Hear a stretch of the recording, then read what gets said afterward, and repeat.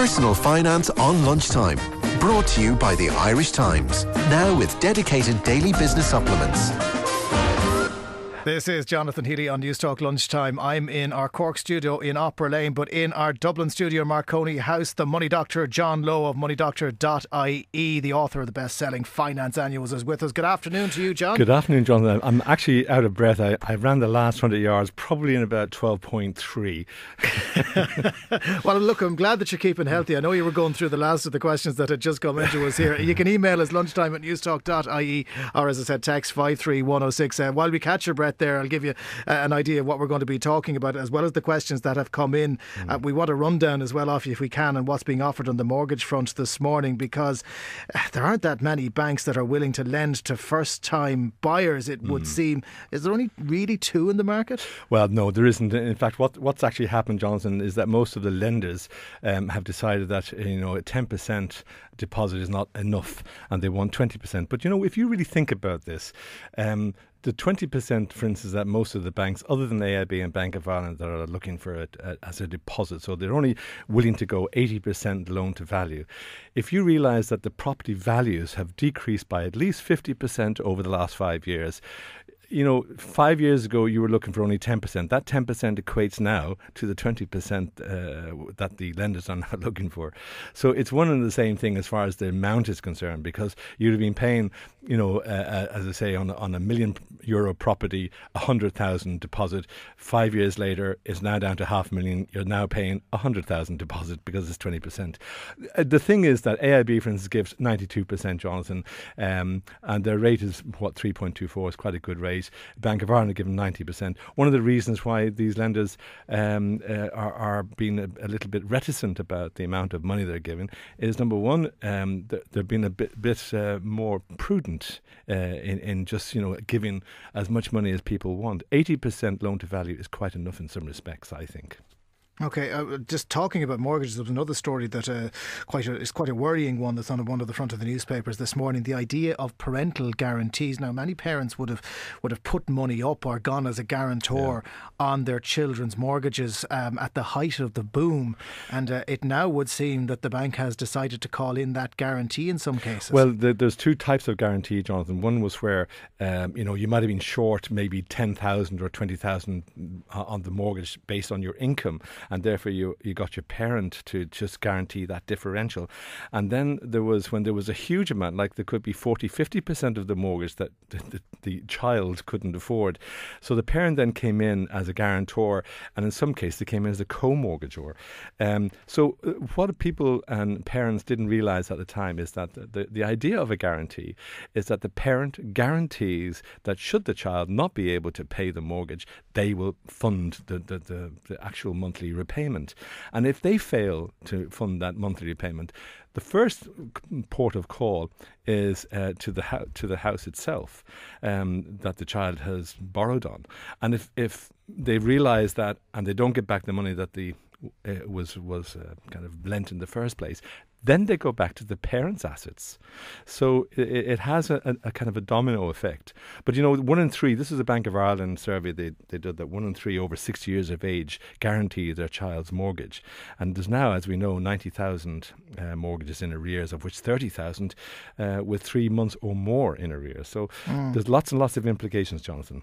And what are those implications? Because I can't imagine anything worse than a parent who was trying to get their child onto the property ladder. They've probably paid off their own mortgage, John. Where are they going to find the money if the bank comes knocking? Well, see, this is the problem. I heard of cases where, parents would have got 110% mortgage for their child, thinking it was a good thing at the time. And at the time, it possibly was. 110% mortgage and a complete holiday, no capital, no repayments for the first 2 years. And of course that same property now would be in huge negative equity, and the child is lumbered with it, but that parent went guarantor for it. So something has to happen. Either I say nobody's going towards this mechanism, this strategy to work out these huge problems that are right across the country, not just for parental guarantees and not just for first timers, but there's a huge wealth of people out there who are suffering. Yes, just another layer of people who are suffering that perhaps we didn't know about previously. Let's turn to some of the questions that have come into us. A texter asks us, John, I've €15,000. Not sure where to put it. Can you help?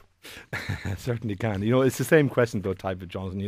There are lots of questions from these type of texts, and you've got to examine each individual circumstances. For instance, has this texter got a rainy day fund?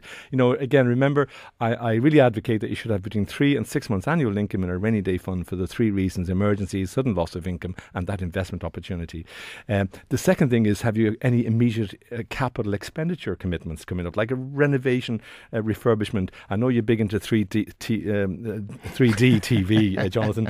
So asset replacement, education, offspring's weddings, all those kind of things have to be considered. And then depending on whether you want to lock it away for any period of time, perhaps, to pay for a son or daughter's wedding in 3 years' time, for instance, or determine, maybe a grandchild's 18th.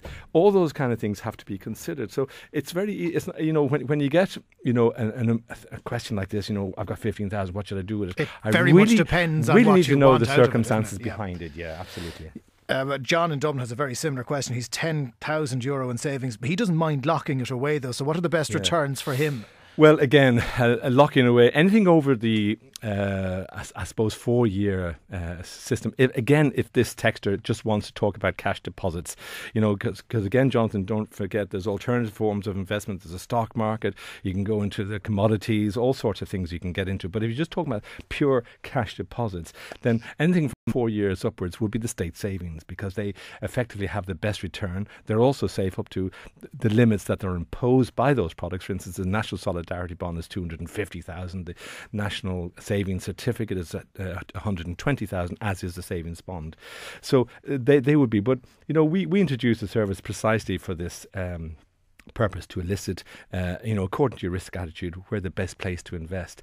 And it's like a and as cheap as a doctor's visit, I might add, in terms of, pricing. But it really does require that you look at the individual person and what their circumstances are before you can actually give that kind of information.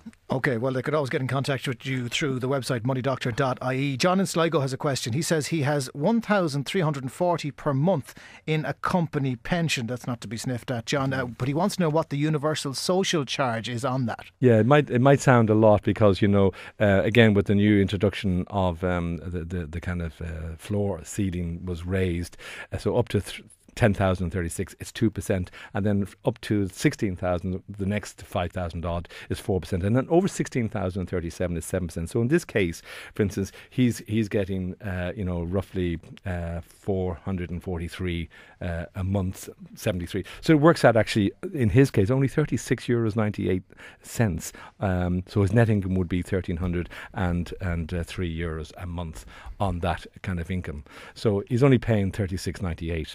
But is he paying that? Where's that being deducted from? That's been Does deducted. he have to fess up, or is that would be deducted directly by his employer? They have to deduct that. Yeah. So, all right, so it's probably gone before he even sees it, so he doesn't need to worry about it. €37 basically that he'd be taking on the 1340. Okay, Paul texted in to say he has $5,000, but he owes $5,000 to MBNA, presumably on a credit card of some kind. His wife wants him to invest the $5,000. I presume he wants to put some of it off the credit card. He wants to know what he should do. Right. Well, of course, if it's just MBNA, they're charging 14.9%, Jonathan. So it doesn't compare to the minuscule deposit interest that he would obtain, say, from his local deposit taker. But number one, does he want to honour his debts? Secondly, do you want to, or do you think you can make a greater return than that 14.9%? There's very few investments out there that currently are bringing over 15%, I can tell you.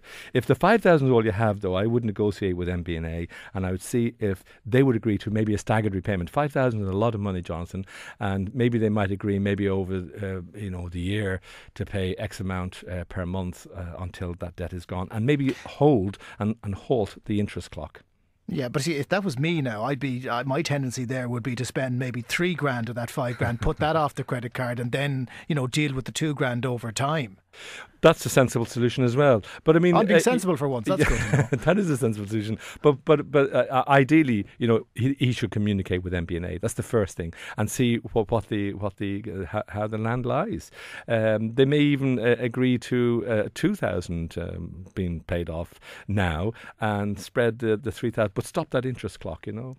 Okay, the next is from Molly. She says, Money Doctor, what happens if I allow my house to be repossessed?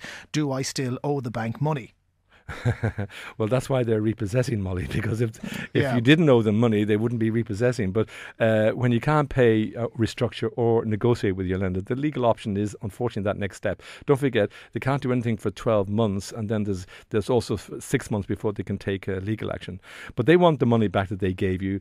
They can bring you through the court process, and you simply just hand back the keys and let them get it on with it. But while the lender now has repossession, you still owe them what you originally borrowed plus interest. So they will look for this judicially, judgment against you for any assets you may have. And don't forget that once you have a judgment against you, it's there for life. It's not there like the missed payment on a mortgage, for instance. It's only there for 5 years on the Irish Credit Bureau. But with a judgment against you, it's there for life. And if nothing is forthcoming, as they say, you can't get blood from a stone, they may simply write it off. But your borrowing days are over. But what I would suggest is that it may not be the end of the world if obviously the money isn't there to get, if there's for instance a deficit, then obviously they're going to write it off. Some of these lenders are not actually going through the process of trying to put a judgment against you. They just know that there's no point, as they say, getting blood from a stone. Write it off and we'll get on with it. Okay, the next question. Could you ask the Money Doc what the situation is with the government's TRS increase from 15 to 30%, and when is it to be implemented? I mean, there are terms and conditions, big style on this one. Right, well, the 15% refers to first-time borrowers who went through the 7 years relief programme and who are now on 15%, up to a ceiling of 3,000 for single people and 6,000 for married from 2012. The original structures, Johnson, for those listeners, the first 2 years you got 25%, the next 2 middle years, or 3 years actually, was 22.5%, and then 2 years, finally, the 6th and 7th year were at 20%. If you moved house, this was reduced to 15%. The Budget 12 only refers to first-time buyers who bought between 2004 2008, and they are allowed to receive mortgage relief on their mortgage at 30% until 2017. Remember as well, Jonathan, this is the last year of mortgage relief, because for those first-time buyers in particular who are really, really incentivised to buy their property this year, they get 25% against their interest as relief for the next 7 years till 2017. There's no rush into the property market, though. No, there isn't. There's not many taking that up. Yeah, they need 20%, of course, don't they? Yeah, okay. The next question is a good one, because there's a lot of people who find themselves in this boat. I'm looking for some advice, asked a listener, on the best way to save €5,000 for at least a year. Now, everyone wants to save more. It's obviously difficult, given that we don't know where our income is going to disappear towards the end of the year. But how do you go about saving that $5,000? It's a sizable amount. Well, they want to save 5,000. I'm not sure whether the question is right, Jonathan, that whether they want to save 5,000. They actually have the ability to save it. They're not asking you how you save it.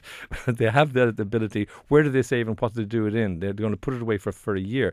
For instance, if it's cash deposits, again, the best 1 year rate at the moment, believe it or not, is KBC Bank with 4.15%.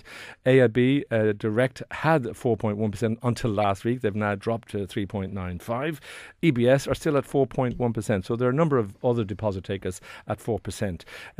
Remember, though, it's 30% dirt on that. So that 4.15, which is currently the best 12-month rate in the market, is actually 2.905% net.